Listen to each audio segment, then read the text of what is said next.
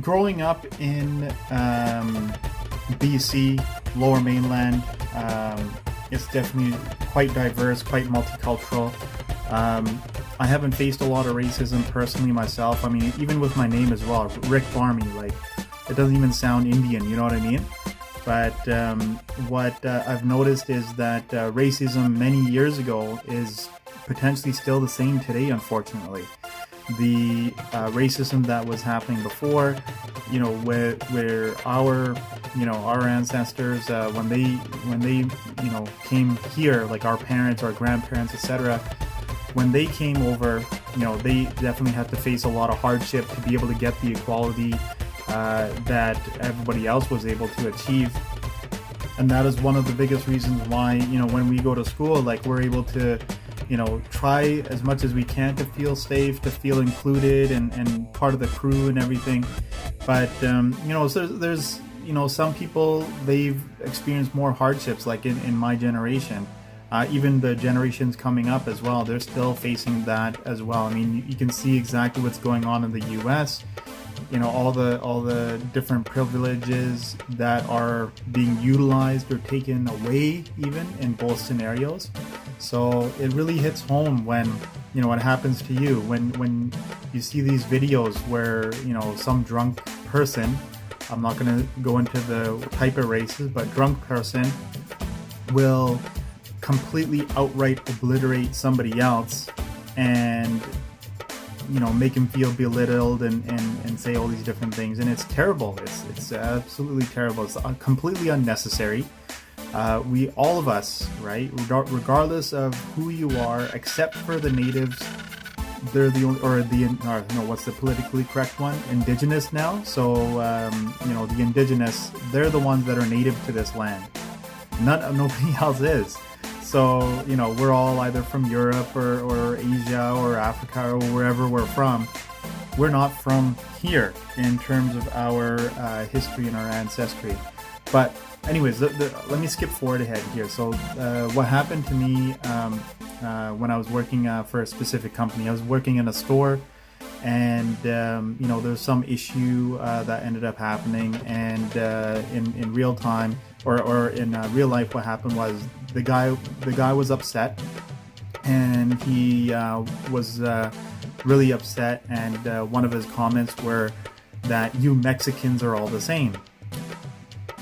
Well, that's, at the time I was very hot-headed, and because it was one of the first times that I've faced this type of bigotry, I reacted as opposed to not like letting it go and whatnot. But what happened was I called security and I asked security to escort the person out of there before I actually do something.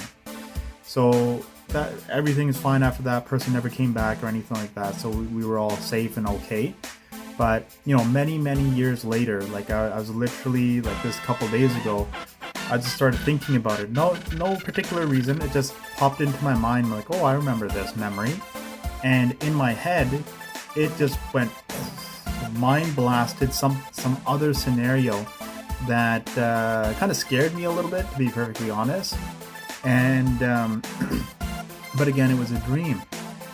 So in this sufana, in this thought process in my dream, while I was literally awake, I just finished breakfast or something, I can't remember. I think I finished breakfast, and then all of a sudden, bang, it just hit me. And so I replayed the first part of what happened until he said, you Mexicans are all the same.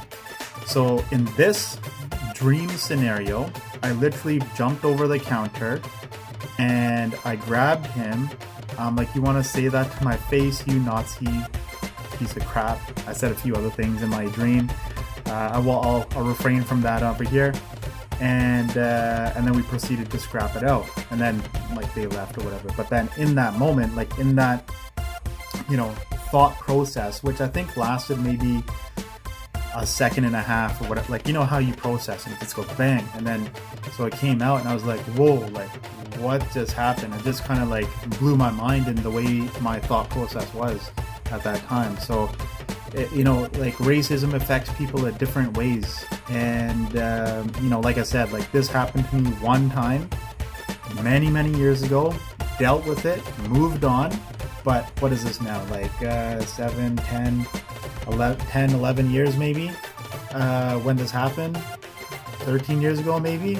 And still, till this day, it still has an effect on me. So for those people who are belittled and those people who are affected about it quite regularly, how are they dealing with it? How are they able to cope with these type of emotions and these feelings that they're having? So, my point is, give all the support that you can to whoever is in these type of positions, because unfortunately, you're still going to come across a bully of some kind, some way, shape, or form in your life, and you just need to find a way to deal with it. So I hope you have the support that you need. If you do need to reach out, you can definitely reach out to me, but there's a lot of assistants, professional assistants, counselors, and people that are trained in this type of thing. So if you don't know where to go, just email me, TheIncredibleSingh@hotmail.com. I have a lot of resources that I can reach out to help you out. So if you do need help, let me know, and we'll go from there. I'm The Incredible Singh for episode 98 of The Incredible Livecast.